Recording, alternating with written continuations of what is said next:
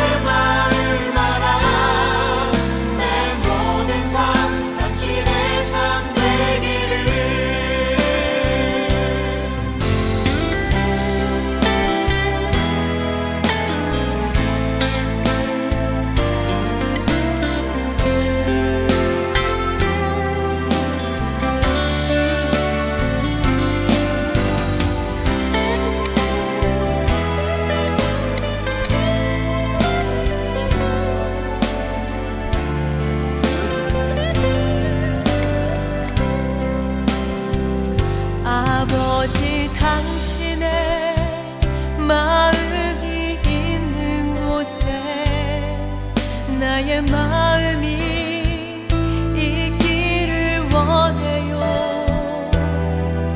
아버지, 당신의 눈물이 고인 곳에 나의 눈물이 고이길 원해요. 당신이 바라보는 영혼에게 나의 두 눈이 향하길 원해요. 아버지, 당신이 울고 있는 어두운 땅에 나의 두 발이 향하길 원해요.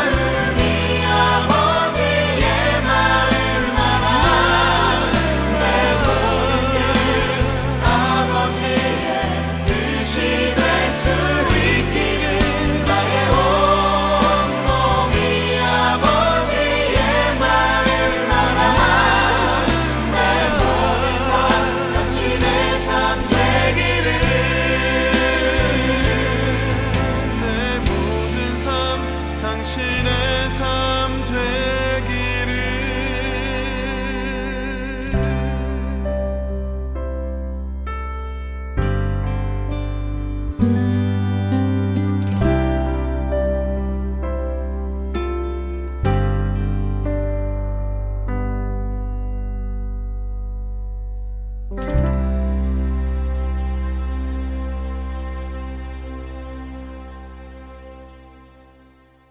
사랑하는 청년부 여러분, 안녕하세요. 오늘도 함께 말씀을 나누게 되어서 참으로 행복한 순간입니다.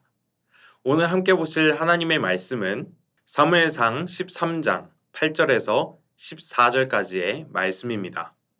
사울은 사무엘이 정한 기한대로 이레 동안을 기다렸으나 사무엘이 길갈로 오지 아니하매 백성이 사울에게서 흩어지는지라. 사울이 이르되 번제와 화목제물을 이리로 가져오라 하여 번제를 드렸더니 번제를 드리기를 마치자 사무엘이 온지라. 사울이 나가 맞으며 무난하매 사무엘이 이르되 왕이 행하신 것이 무엇이냐 하니 사울이 이르되 백성은 내게서 흩어지고 당신은 정한 날에 오지 아니하고 블레셋 사람은 믹마스에 모였음을 내가 보았으므로 이에 내가 이르기를 블레셋 사람들이 나를 치러 길갈로 내려오겠거늘 내가 여호와께 은혜를 간구하지 못하였다 하고 부득이 번제를 드렸나이다 하니라.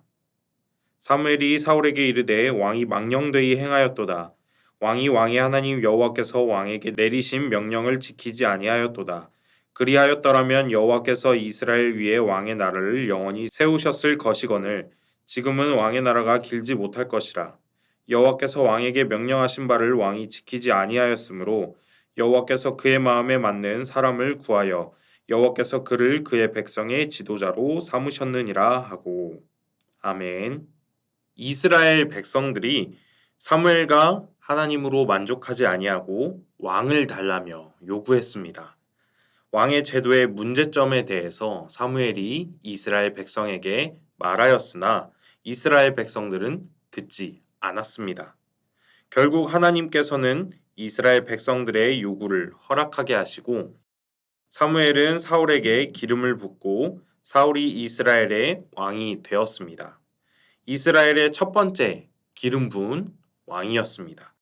사울은 사무엘상 10장 23절에 그가 백성 중에 선이 다른 사람보다 어깨 위만큼 컸더라 라고 이야기합니다. 신체 조건도 좋은 그런 왕이었습니다. 사울은 이스라엘 백성들이 보기에 좋은 왕이었습니다. 사울을 인정하지 않고 비아냥거리는 몇몇 사람들도 있었으나 사울이 암몬 사람들과의 전쟁을 통해 침략당한 이스라엘 백성을 멋지게 구원하고 사울을 따르는 사람들이 사울을 인정하지 않았던 이스라엘 백성들을 괘씸하다고 생각하여 죽이겠다고 말했을 때에도 사울은 하나님께서 우리를 승리하게 해주신 것을 잊지 말자며 그들을 용서하여 주었습니다. 자신을 인정하지 않고 욕하고 비아냥거린 자들을 용서하기까지 한 사울은 대인배가 아닐 수가 없습니다. 그런데 여기서 큰 사건이 일어납니다. 사울의 아들인 요나단이 블레셋의 수비대를 공격한 것인데요. 그때 블레셋 사람들이 너무나 화가 나서 우리를 공격한 이스라엘을 우리가 가만히 놔둘 소냐 이런 마음으로 병력을 모으기 시작했습니다. 이 소식을 들은 사울은 역시나 백성들을 소집했습니다. 전쟁을 나가야 하기 때문이죠. 블레셋 민족들을 보니까요. 병거가 3만, 마병이 6천, 병사는 해변에 모래알같이 많았다고 표현하고 있습니다. 이에 모였던 이스라엘 백성들이 전쟁을 하기 위해 모였지만 그 광경을 보고 두려움에 떨기 시작했습니다. 그리고 그 두려움은 점점 더 커져서요. 병력의 이탈자들이 생기기 시작했습니다. 13장 6절에서 7절 말씀을 보면요. 이스라엘 사람들이 위급함을 보고 절박하여 굴과 수풀과 바위 틈과 은밀한 곳과 웅덩이에 숨으며 어떤 히브리 사람들은 요단강을 건너 갓과 길르앗 땅으로 갔다고 말합니다. 다들 두려워서 도망가기 시작했고요. 숨기 시작하게 되었습니다. 그런데 사울은요. 그 상황 속에서도요. 아직 길갈에 머무르면서 진영을 떠나지 않았습니다. 이스라엘을 지켜야 하기 때문이었습니다. 역사적으로 이스라엘 민족은요. 큰일을 앞두고 항상 제사를 지냈거든요. 그래서 사울은 전쟁을 나서기 전에 제사를 지내기 위해서 사무엘을 기다려야 했습니다. 그런데 사무엘이 7일을 기다리면 내가 올 것이다 라고 약속을 했어요. 그래서 7일을 꼼짝없이 기다리고 있었습니다. 하지만 상황이 좀 급박해졌어요. 사람들이 너무나 무서워서 계속해서 타령하기 시작했거든요. 그렇게 7일을 사무엘을 기다렸는데 7일이 지나서도 사무엘은 도착하지 않았습니다. 이에 사울은 상황이 너무 급박함을 느꼈습니다. 점점 두려워지기 시작했습니다. 블레셋 민족들이 쳐들어오기 직전이었기 때문이었습니다. 그래서 사울은 백성들에게 이렇게 이야기합니다. 가서 번제물과 화목제물을 가져오라. 사울은요, 사무엘이 오기 전에 번제를 시작했습니다. 번제를 마치자 저 멀리에서부터 사무엘이 때마침 오기 시작했습니다. 사무엘은 그 모습을 보면서 꾸짖기 시작했습니다. 왕이시여, 이 행동이 무슨 행동입니까? 사울은 이에 이렇게 이야기합니다. 사울이 이르되 백성은 내게서 흩어지고 당신은 정한 날에 오지 아니하고 블레셋 사람은 믹마스에 모였음을 내가 보았으므로 이에 내가 이르기를 블레셋 사람들이 나를 치러 길갈로 내려오겠거늘 내가 여호와께 은혜를 간구하지 못하였다 하고 부득이 번제를 드렸나이다 하니라. 이에 사무엘은 또 꾸짖었습니다. 왕의 하나님 여호와께서 왕에게 내리신 명령을 지키지 아니하였도다. 왕이 망령되이 행하였다라고 말입니다. 그리고 사무엘은 사울의 왕조가 더 이상 하나님께 보장받지 못할 것이라고 이야기합니다. 저는요, 이 말씀을 읽고 보았을 때요, 참으로 안타까운 마음이 들었고 제 마음속에 물음표가 치솟기 시작했습니다. 사울은 자기가 왕이 되길 원했던 것도 아니고 백성들이 원해서 만든 왕이었습니다. 백성들이 위험에 빠지면요, 목숨을 걸고 나가서 싸웠던 사람이었고요. 자신을 인정하지 않고 비아냥거린 사람들도 용서한 대인배였고요. 블레셋과의 전투를 앞두고 탈영하는 자들을 바라보고 있었지 그들을 처벌하지도 않았고요. 블레셋과의 군사력 차이에도 두려웠겠지만 전장에서 이탈하지 않고 자리를 지켰던 사람입니다. 사무엘이 7일을 기다리라고 해서 두려움에 떨면서 7일을 기다렸음에도 불구하고 사무엘이 오지 않았습니다. 어쩔 수 없이 전쟁을 위해 자신이 하면 안 되는 일이었다는 것을 알지만 번제를 드렸습니다. 그런데 그 한 번의 실수로 자신의 왕조가 더 이상 보장받지 못하는 저주에 받는 것, 참으로 부당한 일이 아닌가라는 생각을 하게 되었습니다.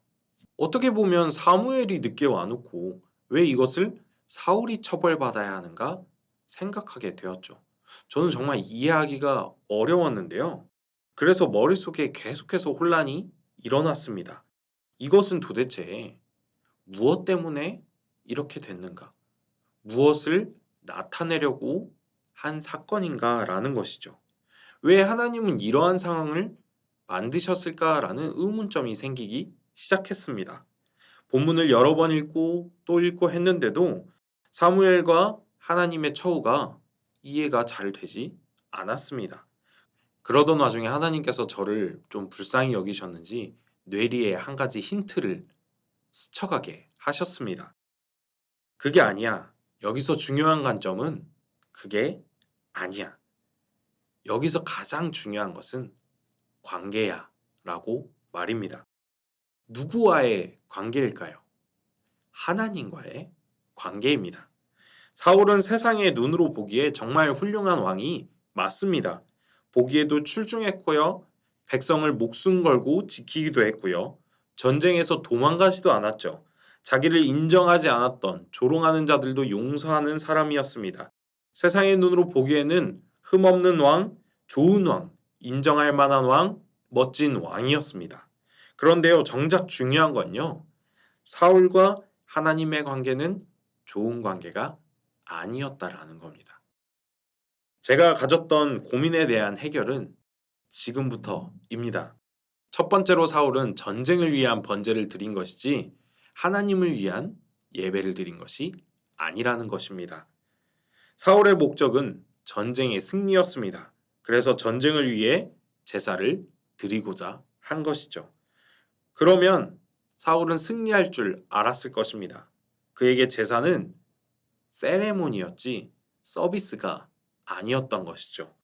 전쟁을 위한 의식에 불과했고 하나님에 대한 마음은 하나도 없었다라는 것입니다. 사울의 행동은 하나님의 마음을 둔 행동이 아닌 사람의 마음을 둔 행동이었습니다. 하나님의 해결을 구한 것이 아니라 사람의 해결을 구한 것입니다. 하나님의 능력을 위한 행동이 아니라 자신의 능력을 위한 행동이었습니다. 사울은 하나님과의 관계를 맺지 않았습니다. 형식적이었던 왕이었던 것이고 형식적이었던 관계를 맺고 있었던 것이죠. 사울의 모습을 보면서 우리의 모습 또한 저의 모습 또한 생각해 보게 되었는데요.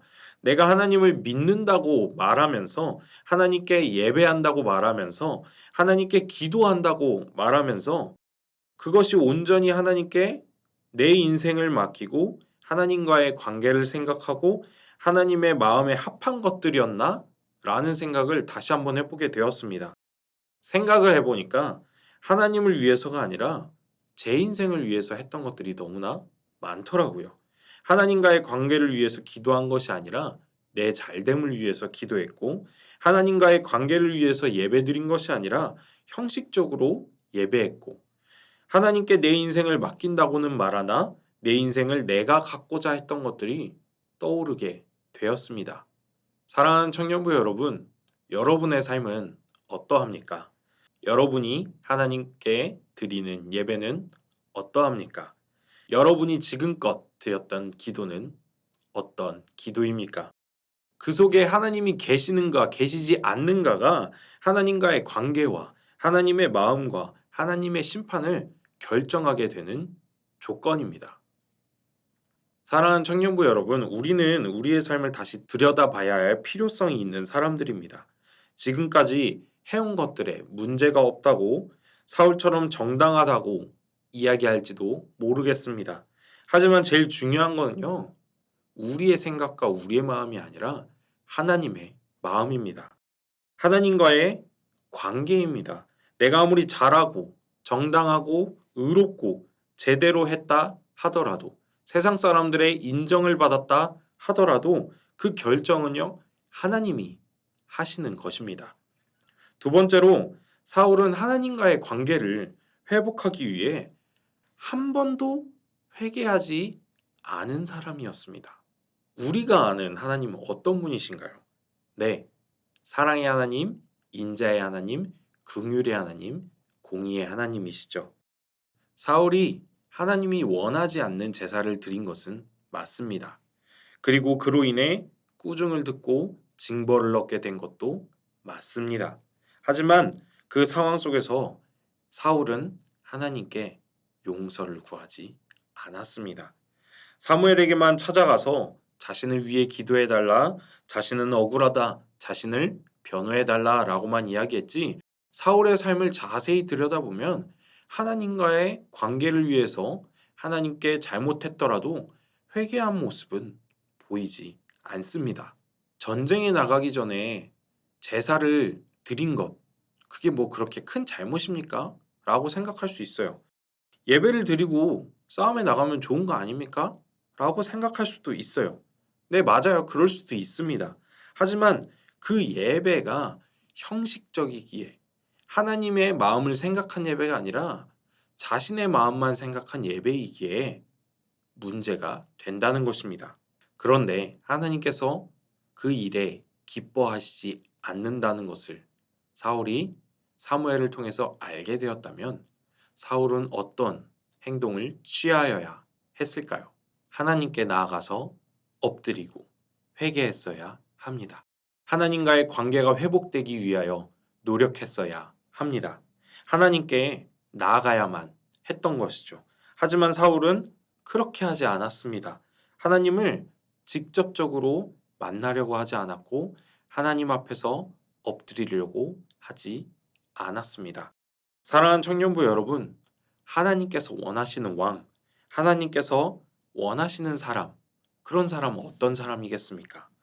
하나님께서 원하시는 왕은요, 싸움을 잘하는, 정치를 잘하는, 관리를 잘하는, 누가 봐도 완벽한, 누가 봐도 인정하는 그런 왕이 아니었습니다. 하나님은 맡겨진 백성과 하나님과의 관계를 유지하고 백성을 위해서 기도하는 왕, 하나님과 동행하고 하나님을 의지하는 왕을 원하십니다. 하나님께서 원하시는 사람들 또한 같습니다. 하나님은 우리가 세상 속에서 인정받거나 완벽하거나 존경받거나 하는 것이 하나님에게 중요한 부분이 아니었습니다. 하나님과의 관계를 회복하고 유지하며 하나님께 내려놓고 기도하며 하나님을 사랑하는 사람을 원하십니다. 하나님을 바라는 사람을 원하십니다. 그럼 사람들은 이렇게 생각할 수도 있어요. 이런 완벽한 왕, 이런 완벽한 사람이 있을까? 네, 있습니다. 바로 예수 그리스도이십니다. 예수 그리스도께서 우리의 삶에 왕으로 오셔서 우리를 위하여 친히 화목제물이 되어주시고 우리와 하나님과의 막힌 담을 허무시고 우리를 위하여 친히 하나님께 간구하신 분이십니다. 우리의 삶의 유일하신 왕이 되실 분은요, 예수 그리스도이신 것입니다. 사울은 세상이 인정하는 왕이었을지는 몰라도, 삶에서 완벽했을지는 몰라도 하나님이 원하시는 왕은 아니었습니다. 사랑하는 청년부 여러분, 사울에게 부당한 일이 일어난 것이 아닙니다. 사울은 자신의 삶 속에서 하나님을 의지하지 않고 기다리지 않았고 하나님과의 관계를 회복하지 않았기 때문에 스스로 무너졌습니다. 우리는 사울의 상황을 보고 크게 깨달아야 합니다. 세상 속에서 잘 되는 것, 인정받는 것, 사람들의 존경을 받는 것만 생각하고 살아가면 큰일 난다라는 것입니다. 하나님과의 제대로 된 진정하고 신실한 관계가 형성되지 않는다면요, 그 삶은 아무것도 이루지 못할 삶이며 그 삶은 보장받지 못하는 삶이 된다는 것을 우리는 항상 깨달아야 합니다. 사랑하는 청년부 여러분, 세상이 원하는 상, 세상이 바라는 상, 그런 상이 되지 말고 하나님께서 원하시는 상이 되십시오. 혹시 지금 내가 세상이 원하고 세상이 바라는 사람이 되고자 노력하면서 살아왔다면 아직 늦지 않았습니다. 회개하고 돌이키시면 됩니다. 하나님께서 원하시는 관계가 되고 하나님께서 원하시는 사람이 되면 되는 것입니다. 하나님이 원하시지 않으면요, 우리의 삶 속에서 아무것도 이룰 수 없고 아무것도 되지 않습니다. 우리의 삶 속에서 제대로 살아가려면 하나님과의 관계가 우선입니다. 하나님 앞에 진실하십시오. 하나님 앞에 신실하십시오. 그리고 매 순간 하나님과의 관계를 회복하십시오. 그것이 마땅히 우리의 인생 가운데 해야 할 것들이기 때문입니다. 사랑하는 청년부 여러분, 우리가 세상의 것들보다 하나님을 더욱더 사랑하고 하나님과의 관계를 회복시키면서 하나님을 위한 삶을 사는 우리 모두가 되었으면 좋겠습니다. 우리 함께 기도하겠습니다. 사랑이 많으신 하나님 아버지, 우리가 세상의 기준으로만 바라보다가 하나님의 마음을 놓쳐버리고 살았던 적이 많음을 고백합니다. 주님, 용서하여 주시옵소서. 세상의 인정보다 하나님의 인정을 구하고 세상의 관심보다 하나님의 관심을 구하기를 소원합니다. 주님, 우리와 하나님과의 관계를 회복시켜 주시옵소서. 형식적인 믿음을 가진, 형식적인 예배를 드리는 사람이 되지 않도록 주님 붙잡아 주시옵소서. 예수님의 이름으로 기도드립니다. 아멘.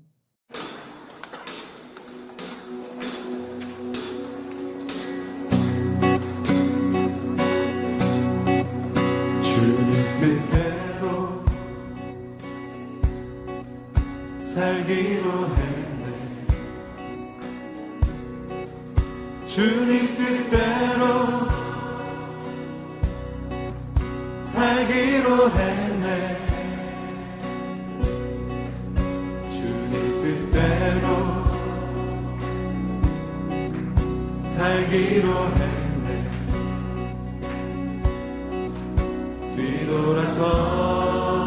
뒤돌아서지 않겠네. 이 세상 사람 날 몰라줘. 이 세상 사람 날 몰라줘도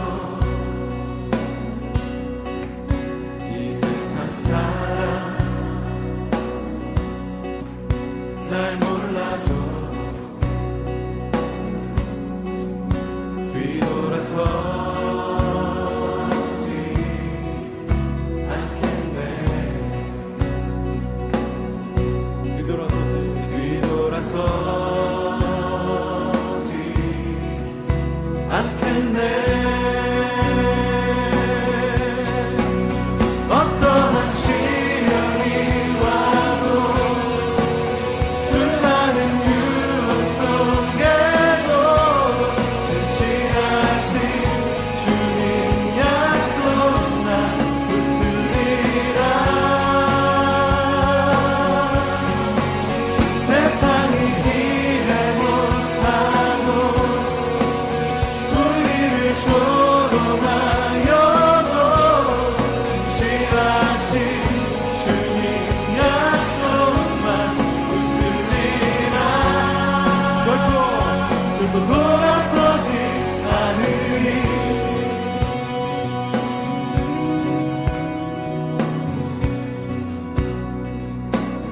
세상 등지고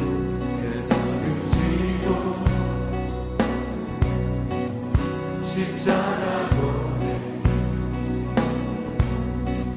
세상 등지고